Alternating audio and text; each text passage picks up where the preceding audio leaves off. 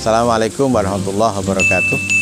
Para santri dimanapun kalian berada, khususnya santri pesantren modern Al-Amanah Jenuwangi Sidoarjo,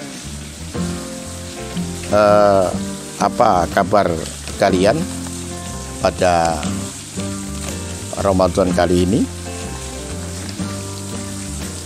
Ada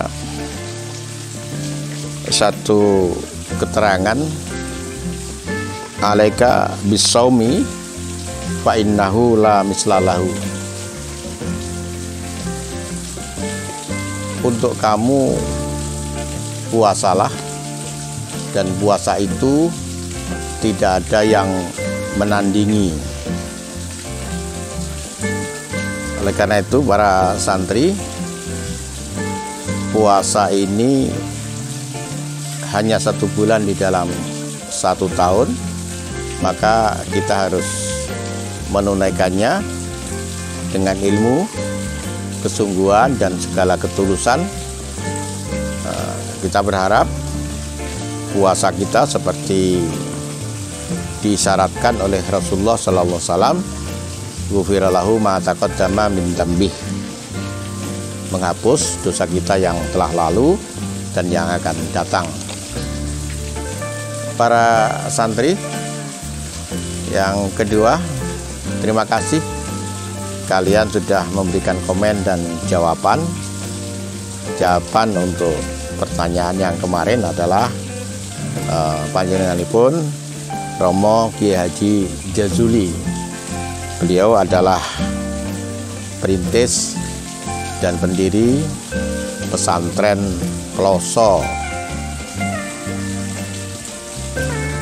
Pesantren ini berkembang luar biasa di generasi kedua dan sekarang mulai ketiga. Tidak semakin menurun, justru semakin berkembang. Ini menjadi indikator, menjadi tanda bahwa fondasi di pesantren ini kokoh. Kiai Jazuli sudah berhasil membuat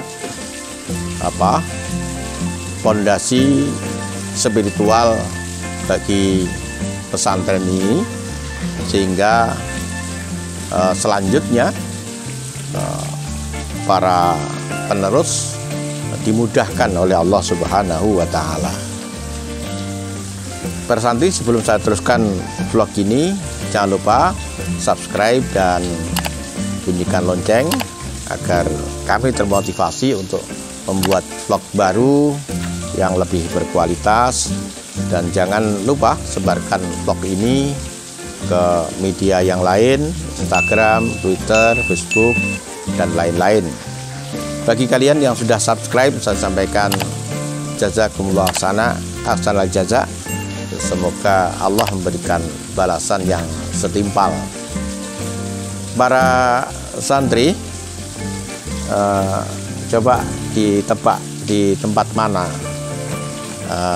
kita mengambil gambar ini. Saya yakin tidak ada santri yang tahu, karena kolam ikan ini dibuat ketika kalian ada di rumah, dan ketika nanti kalian kembali baru tahu kolam ini ada di mana. Sengaja dibuat agar kalian mendapatkan pemandangan yang lain kecuali pemandangan-pemandangan yang sudah ada. Para santri, tokoh kita ini lahir di Desa Banar, Martoyudan, Magelang. Lahir dari sekeluarga yang berkecukupan sebenarnya, kecuali petani, beliau juga pedagang. Tapi setelah ayahandanya meninggal, ada perubahan ekonomi yang drastis, sehingga keluarga ini mendapatkan kesulitan yang cukup berat. Oleh karena itu, salah satu di antara anak dari keluarga ini termasuk juga tokoh kita ini merantau meninggalkan desanya untuk merubah keadaan dari Magelang menuju ke timur sampai di kota Kediri, akhirnya sampai Ngurah. Di Ngurah ini ada surau kecil yang dipimpin oleh seorang kiai. Di situlah tokoh kita ini mendapatkan pelajaran tentang agama. Sebelum beliau, tokoh kita ini melanjutkan perjalanannya ke pesantren di daerah Cepoko, sekitar 20 km dari Nganjuk ke arah selatan. Di sana beliau mondok sampai 6 tahun. Kemudian pindah ke pesantren Trayang, di sana 3 tahun. Dan kemudian meneruskan di pesantren Sono Sidoarjo yang saya juga pernah mengunjungi. Pesantren itu sudah tidak ada, tinggal makam para kiai dan satu masjid. Satu di antara yang dimakamkan di sana adalah Kiai Said, itu ayahanda dari Kiai Ali Mas'ud atau yang terkenal Gus Ud Pagerwojo. Di Sono ini beliau sampai 7 tahun.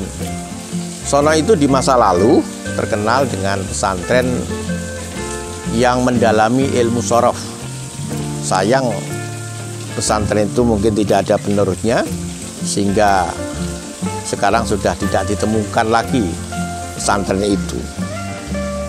Kemudian beliau ke Kedung Doro sebelum kemudian menuju Bangkalan, nyantri di pesantren Syekhona Khalil Bangkalan. Para santri, tokoh kita ini di Bangkalan 23 tahun. Dan tokoh kita ini terkenal ahli riyadhah, ahli tirakat. Untuk mencukupi kebutuhan sehari-harinya di pesantren, beliau menjadi buruh untuk menunai padi. Bukan hanya di sekitar Bangkalan, sampai beliau jauh sampai ke Banyuwangi untuk buruh menunai padi. Kemudian para santri, seusai buruh di berbagai tempat termasuk di Banyuwangi, beliau kembali ke pesantren dengan hasil yang cukup banyak dan menimbulkan kegembiraan, karena itu bagi beliau akan bisa mencukupi makan di pesantren untuk beberapa bulan. Tapi apa yang terjadi setelah sampai di pesantren? Maka padi itu diambil oleh Syekhona Khalil, gurunya, dan dipakai untuk memakan makanan binatang peliharaannya.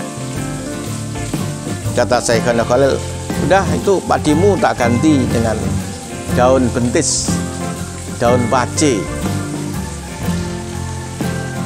Seorang murid, seorang santri mentaati gurunya dengan ketaatan yang sempurna, termasuk tokoh kita ini.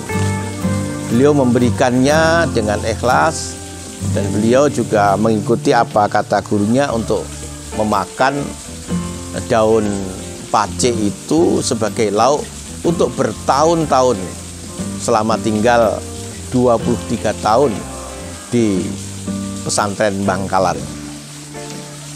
Itu sejarah singkat dari tokoh ini. Saya harapkan para santri bisa menebak siapa kira-kira tokoh kita ini. Para santri, tokoh kita ini diambil menantu oleh Kiai Soleh Banjarmeladi dan juga mertuanya Kiai Abdul Majid, pendiri perintis Wahidiyah.